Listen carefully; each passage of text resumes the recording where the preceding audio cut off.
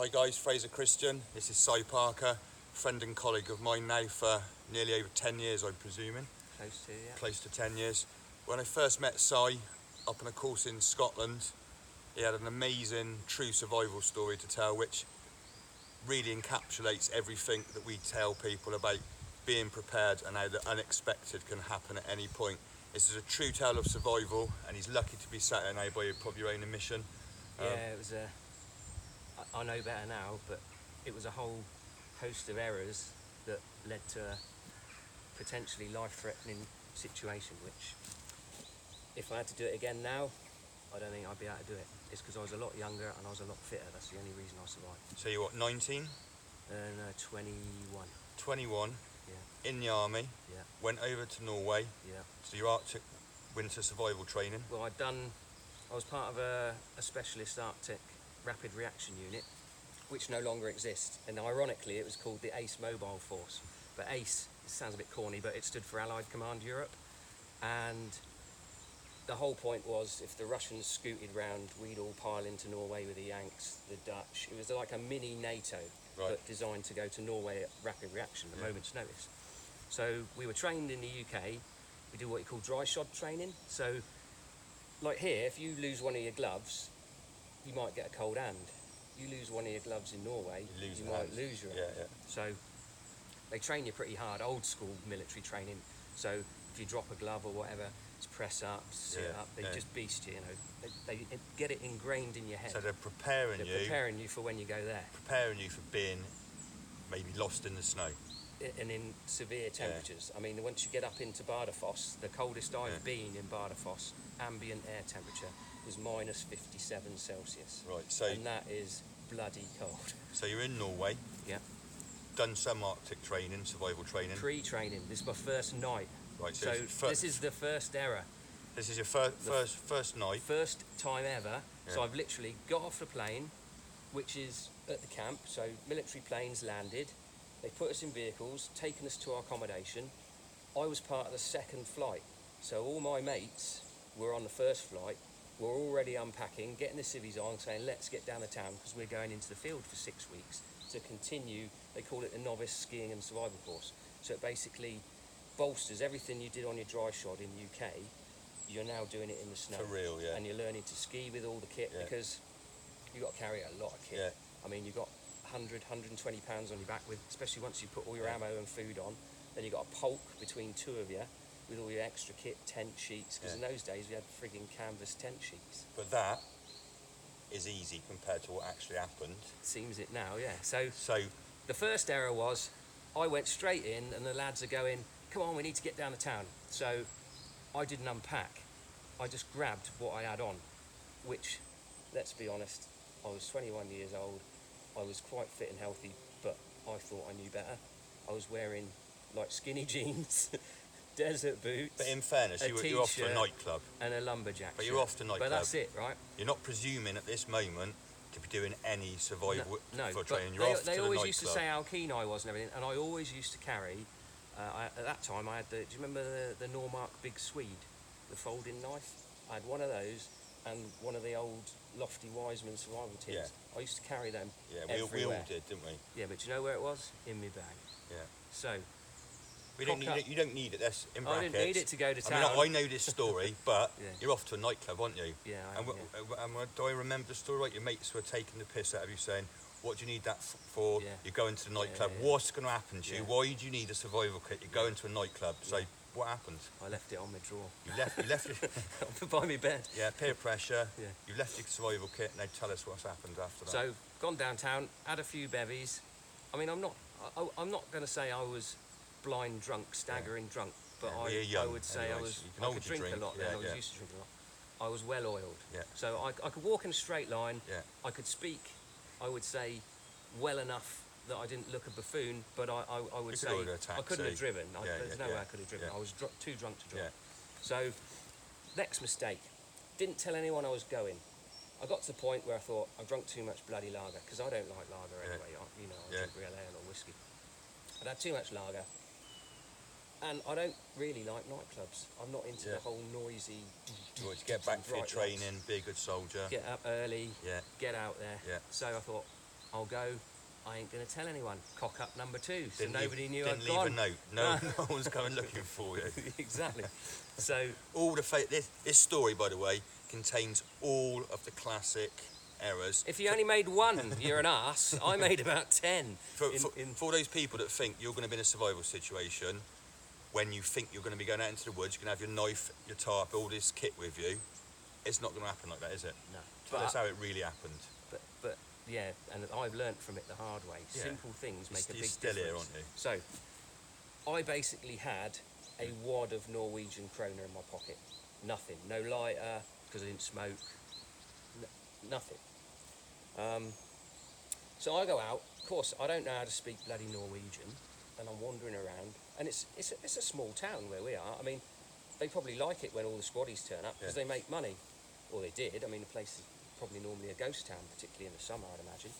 So I'm just looking around and see a black Saab, which to me I think taxi. Well, half of bloody Norway's got Saab. Well, they did have them. Waved him down, said, "Hey, can you give me a lift to Bumone camp?" And couldn't really see his face. It was dark, and I'm guessing it was somewhere between midnight and 1 o'clock. I don't know exactly because I didn't look, and it was a long time ago. What's the temperature like now? Snow on the ground? Oh yeah, it's in my desert boots. It's up to there, so you're talking between 4 and 6 inches of snow. But I would say it wasn't super cold. In the town where I was, it was probably -10, -12. That's not cold. That's not as cold as where it was later. -10, so it's -10 at the moment. -10, yeah. And to reiterate, you've got desert boots on, Skinny jeans, a pair of a Levi's. Fruit of the Loom t-shirt, Yeah. and one of them cheap lumberjack Yeah, shirts to get off the market. looking good for the Norwegian girls. Looking lumberjacky, Yeah. you know, get it in. But that's it. Yeah. That's it, that's your lot. So he sort of motions get in the back, and I think, great. And I knew I was probably 20 minutes from the camp. But, I mean, you've been to Norway. What does it look like? Trees, like loads of trees Everything and looks mountains. the same, doesn't it? Yeah, all rocks. So it's just narrow roads Yeah. with streams, pine trees, Yeah. spruce trees. You And can't see you very can't far see for a very far, forest. and can it you? all No. looks the same, yeah. So, cock up number 3. We might be on 4 now. So you're in the back. So you got in the back of this. So I've car. got in the back of what I believe is a cab. Yeah. It transpires it wasn't. Right. It's before Uber. Yeah. But the next cock up was I fell asleep because I was tired. I'd been out all day. Yeah. I'd flown over on a bloody herc and got no sleep. Warm in the 13 taxi. hours, like whoa. Yeah. Warm in the taxi, skinful, fell asleep. Yeah. So I had no idea how long I'd Yeah. been in the so-called Yeah. taxi. Yeah. So then he says, "You're up, fella." I get out, but at this point it's honking with snow, and Yeah. I mean fistfuls of this, really pulling it Zero down. visibility. So, yeah, you can probably see 20 yards. Yeah. And he's on a track which looks the same as any other track. Yeah, it's white Spruce trees, and white. snow, Yeah. all of that. And I'm like, Typical. "Cheers, mate." And I walk around and I go to pay him. Go, "What do I owe you?" Thinking you're outside the base. And well, he said, "This is as far as I can go." Right. Because I thought, oh well, yeah, military. Maybe he doesn't want to drive to the gate or whatever, or you know, Whatever. And I, cock up number bloody 6 or whatever. I should have said, "Oh, drive me to the gate, please. I'll give you some extra." But it didn't cross my mind because I'd just woken up. I was drunk. And oh, maybe this is the normal place to And drop it's you off. snowing, And he said, like "Oh, it's just Christmas." round the corner." So I was like, "Okay, how much do you want?" And then he turned round and he put the interior light on, and the side of his face that I couldn't really see was just battered. I mean, black and blue. Yeah. And he says, "Last night a British man did this to me and left me. He said, now I'm leaving you." And he buggered off. And it didn't really sink in. I thought, well, that's a bit weird. You know, I didn't think, you know. Yeah. Well, you think you're outside the base. Well, And you I think, just what's thought that's this a bit odd. Surely, what's it got to even do if, with me? Even if a British guy did that to him, why wouldn't he just take the money? Yeah. And then I thought, well, that's a bit weird. So I just thought, well, free taxi, nice one. Walk till I walk round the corner. Mistake number 6. 7, 8. Walk round the corner. There is no camp. So I thought, and again, I still didn't get to the point. Bear in mind now, it's honking with snow. It's getting into it's probably 2 o'clock by now, as it transpires. I'll tell you later how far away I was to work it out, but it's probably touching the -20, maybe more. So, thought back to my training. What do you do when you're lost and you don't know where you are? You stay put. Call a cab. No mobile phones. This is before, and even how long ago was this? No, 20 years. 92, 93. 1992. Yes, Winter of 92. didn't have mobile into phones. 93. Well, I think I got my first mobile phone 94 or 95. And it wouldn't have been a reception. But then we anyway. wouldn't have been allowed to take them anyway because Yeah. the unit was just. So you're on the side of. Couldn't even You've take worked pages. out you're on the side of a mountain now. Then. Well, I was at the bottom of a mountain. Right. So, first thing was I thought. The first thing that really come to mind was, and that sounds stupid, was, well, I've got to get back. I've never been late for a parade ever. I'm not going to be late. Yeah. Not. Oh, friggin' hell, it's minus 20 you've and I'm in me jeans. You've left the nightclub early, wanting to make sure you're back. Yeah, and now I'm in the middle of nowhere. So Yeah. I thought, well, okay, let's get out of this snow and make a plan. And I thought, how long can I seek shelter? I can't light a fire. I mean, in those days, even if I could have made a bow drill, look, it was frozen solid. Everything's frozen solid. It's honking it down. Yeah. And boot laces. Yeah. There's this much snow everywhere. What Well, are you going to do? they're crap the laces and desert boots, as we know. no, snap It's first. on there, yeah. Yeah, so Snap them when you tighten your boots. I thought, well, I'm going to have to find shelter. So I looked around. Obviously, all the trees are a good shelter, but there's like little rocky outcrop that looked like a small sort of cave, like where you'd expect a bear to hide. But Yeah. obviously. Well, nice and warm anyway. Yeah. So I got out the wind, got out the snow, and I reckon I'd probably been in there 15 minutes, and I'd been walking hard for 10, 15 minutes before that to try and find the camp, And once I realised there were no footprints, no tyre tracks, I thought, well, I'm in the middle of nowhere. Yeah. So I thought, I've got to think. So got in a cave, or rocky outcrop, whatever you want to call it, sat down. I thought, they always tell you stay put and everything. And then I thought, well, Body let's temperature think starts about dropping. this. Yeah. I reckon, 10, 15 minutes, I was cold. Yeah. And I thought, right, nobody knows I'm here. Yeah. Nobody knows where I am, apart from maybe the geezer that dropped me off, who clearly isn't exactly in the mood to tell anyone. I don't reckon he'll be telling anyone. Because he's dropped me off for a reason. He's obviously really pissed. Yeah. So Your bear food, basically. Yeah. yeah. So I thought the only way I can really manage this now, and I still wasn't. It never crossed my mind. I didn't think, oh my God, it's cold. I'm going to die. A lot of people think that. No, I just kept thinking, oh, I've got to get back. I've never been late. I start my survival course in the morning. Yeah. What are they going to do when they realise I'm not there? Doing your own one. Can't have that. Your own off-piste one. Yeah. So I thought the only way I can stay warm is to keep moving. So I thought, look, the only way I'm going to know which direction to move in is if I can see something. Yeah. So I thought, I'm going up that hill. Yeah. It weren't really a hill. It was a big hill. A mountain. I mean, yeah. We call it. They call it a hill. We call it a mountain. So, and I thought the only way I'm going to stay warm enough is to run. Yeah. So I start running up the hill in the snow. And when I walk now, when I hill walk and stuff now, and I never used to do it then, they tell you every now and again, just turn around, look behind you, because it always looks different when you look behind you. And if you haven't looked behind you regularly, and you need to retrace your steps, you don't know where you come from. That was another mistake. I didn't do any of that. I was just focused on getting to the top of the hill. Yeah. And the thing was, if I'd have done that sooner, I might not have run quite so far, because I went as high as I could go, and I thought, I'll see lights. Turned round, sod all. Nowhere. Nothing. Any direction. Nothing. Yeah. Was Black. it still snowing? Still snowing. Yeah. Black. Absolute pitch. Yeah. And, I mean, well, I say black, it doesn't get totally dark there either, but with the snow and everything, it was darker than you'd like. No signs of civilization. It was like twilight, there's enough to see to be able to run by, but you had to So still you would have give it seen a town if there was one.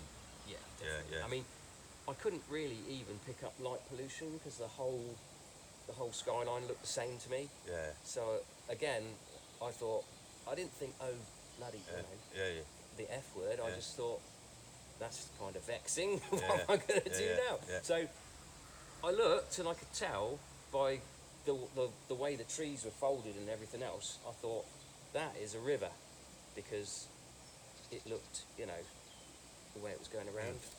So I figured if I follow a river, I'll find a town. Yeah. And I knew the town I was in had a river because when I got in the so-called taxi, I was on a bridge going over a really wide That's river. what it says in the survival book. Well, you'll always find something. Yeah. Well, yeah. And if nothing else, I've got something to Yeah. follow. Because I thought, it didn't cross my mind at that point that I could have gone all the way back the way I went. Another mistake, possibly. I followed his tyre tracks. Yeah. Well, it's snowing now, so they would quickly be covered, would they, with snow? Oh, yeah, they've been covered in minutes probably. Yeah. But I didn't know how far I was off a main road. you were I didn't asleep, even weren't know you? if I'd been on a main road. Yeah. I didn't know the layout of the country at all. So I didn't even know if, if I head north, the whole thing, well, if you head north, you'll be fine. It could, Really, it could have been a forest. It could have been a track through a forest that went to other tracks, and you could have come to a junction, never known. I'd never know. It's just So miles. you're following your train, and you're going down the hill. It's probably 4 o'clock in the morning, something like this now. Probably, yeah. Yeah. So I'm going to follow this river. Yeah. The outside of my lumberjack shirt is now frozen. Yeah. Yeah. And I've since found out that some Indian tribes, they dip canvas shirts in ice cold water, and they put it over the outside, let it freeze, and they use that as a windbreaker before modern materials. Yeah. Because it stops the wind getting through. And Yeah. although it's actually cold, Yeah. it doesn't get any colder Well, it's than the like wind, -1, the wind. -2. And if it's -30 odd, Yeah. and you've got several layers of wool underneath, you Yeah. stay warm. So I'm guessing that helped because the outside was. Yeah. But thankfully it was like, I always buy stuff a little bit bigger. Yeah. I have my hands in and basically just tuck my hands in, Yeah. made little fists. Yeah. But I also remembered my training. I've never gurned or, as I was running, humped it, and I was shouting and singing to myself. Yeah. And ironically, always look on the bright side of life, Monty Python. I sung that over and over, doing this, Yeah. swinging my arms. Yeah. So, but the amount of calories I must have burned must have been horrendous. Yeah. I'm doing this while I'm running. Yeah. Trying to keep all your face. Yeah, up, keep it all moving, following the river. Then it's daylight. I'm already late, and I'm looking around and I've seen nothing. Yeah. And I'm like, got to keep running. So I'd probably been running 6 hours, I'm guessing. And although, I mean, you know what Norwegian rivers are like. They don't have flat footpaths alongside them. Yeah. It's rocks, it's up, Yeah, it's yeah, down, yeah. it's this, it's that. So sometimes I'd have to go a little bit up the hill, Yeah. go around something, come down. So it's not like I did a straight line distance. Yeah. It was hard going. Yeah, you know? you gotta make And I sure you wasn't don't really injure wearing yourself, Yeah, you know what I mean? exactly. So you're trying to keep focused on the fact you want to keep moving enough to stay warm, trying to not run so fast that I'm sweating, trying to not run so slow that I'm cold. And weirdly enough, luckily for me, I just kind of did that automatically. I didn't really think about it. I just plodded. I thought, this isn't going to be a sprint finish, this. I'm just going to have to plod. And I got into a rhythm and I just kept going, kept swinging, exercising. Every now and again, I'd look, see any signs of light, a hut, anything like that. Yeah. Nothing for miles. I mean, miles and miles.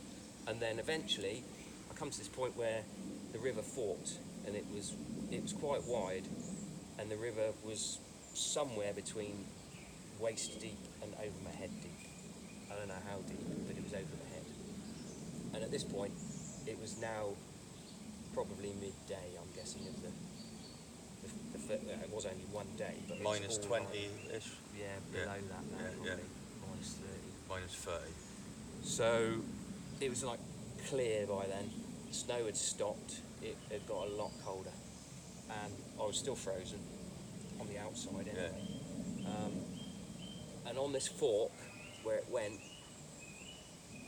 right in the middle of the fork, there's a hut, and on that hut I could see a cable, and I thought, there's either a phone or a light, and it had a chimney, or something in that hut that's going to help. Yeah. But I didn't do the old Bear Grylls thing straight away and dive in the river. I ran up and down the river, and I thought, there's no way across in a reasonable... Yeah. And bearing in mind, I've been running all night, and to be honest, I was knackered. Yeah. I was at the point where I thought, how long can I keep running? Right. Because I mean, I was fit. I know I'd run Yeah. 30 miles before in one hit, Yeah. and that was on tarmac though. Yeah. Just road running, steady plod. Yeah, for so 30 you're miles. coming to the end of your batteries, So- and you've got to think now, have I got enough? And bearing in mind, I haven't getting that eaten cooked, since 7 o'clock the night before, Yeah. I've been running all And that night was trying lager. to stay warm. Yeah, and that was like 8 pints of Norwegian strong. So, yeah, so I thought, I'm going for that hut. And I thought, the only way I'm going to do it is get wet. Yeah. So I did. Just go a little bit upstream so you could... Well, I looked yeah. for a point where I was going to get least wet, Yeah. but I still was... Right, yeah. I had to swim a bit. Yeah. So I moved upstream That's it, yeah. so that I'd drift That's across. it, yeah. Because I knew where it split, I thought, if I go upstream, Yeah. I'd go for it at the shallow bit, hit the Yeah. deep bit, the current will take me and I'll hit the island. Yeah. I thought, if I go either side, I'm screwed because I'll Yeah. just go rattling off into Yeah. the wilderness. So I thought, I've got to swim out Yeah. and then make for the Yeah. island.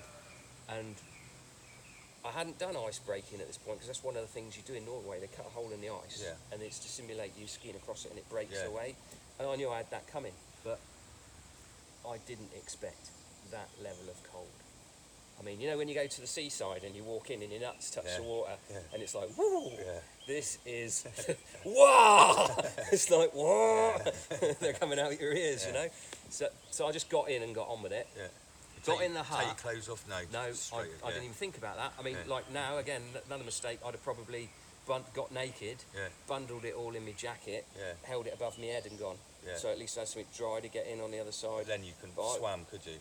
Not very well. I mean, I Yeah. might have been able to float. You didn't have a yeah. So So, and to be fair, again, I've learned a lot from all of the mistakes I've made from all of this. well, over the years. there's a lot of people who follow the books, do the theory, think they are in what they call their own controlled survival situation, but it's never going to Yeah, be. yeah. It's It won't you never know, happen like that. It's never going to happen. I didn't Yeah. expect. Yeah. I mean, again, it's a whole host of little things that you'd think, oh, well, that's not really a Yeah. problem, that turned out to be a really big bloody problem. Because again, if I had to do that now, I don't think I'd be fit enough to run all night. Or like that. bothered whether you were late for training. No, I wouldn't give a toss. I'd be like, what do you mean? I'd just get the mobile out. And again, I'd have a mobile with Yeah. GPS, But- and I'd hit the come Yeah. and get me button. But I wouldn't have gone without means of staying warm. Well, I'd have had no. a flipping Mirab down jacket. Yeah. I'd have been wearing waterproof trousers. I'd Can have you a hat. I'd can have you when you go gloves. into the supermarket and sit on your driving glasses and then have to go out and drive your car in traffic and kill yourself? I mean,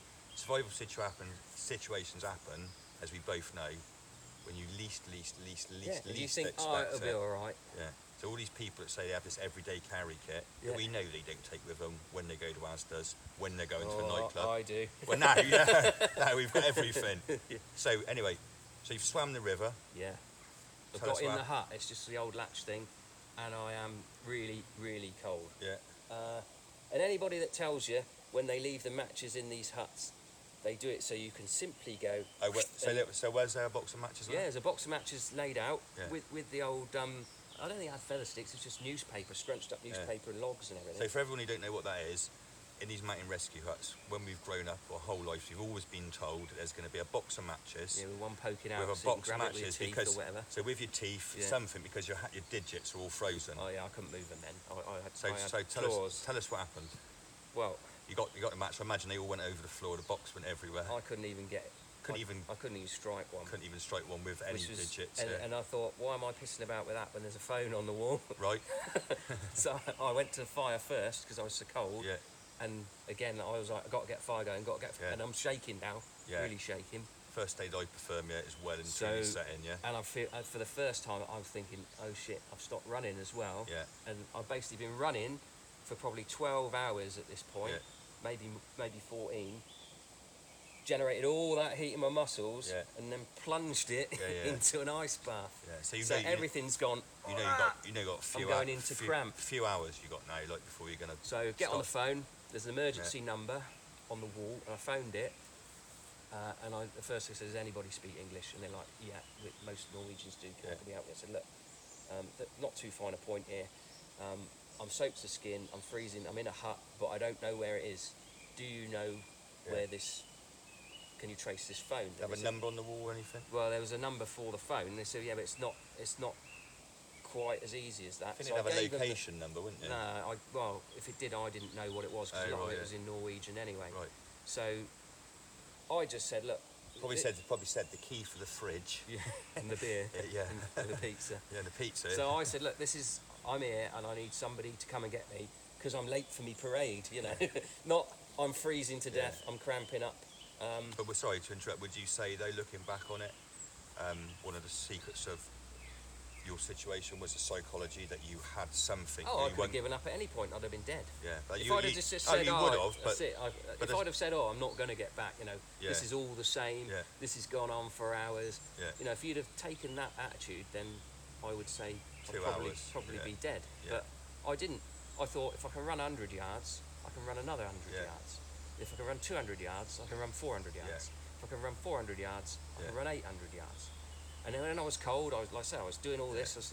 I never thought I'm too cold. I never thought, oh, I'm getting frostbite. I just kept thinking, well, as long as I keep moving, keep everything moving. So positive mental right. attitude and some prior training.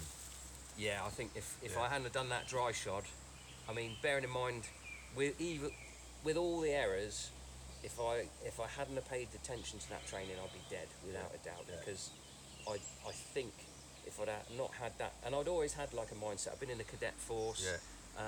They always said I was far too keen when I joined the army. You know, oh, you're far too wary. You're like I was me, a mechanic. They're like, you're far too wary. You need to calm down. Like, no, you got to do it right. Yeah. Well, what's the point of being a soldier if you can't we shoot? grew up the same, didn't we? Do you know what I mean? We've always been out in the woods, lighting fires.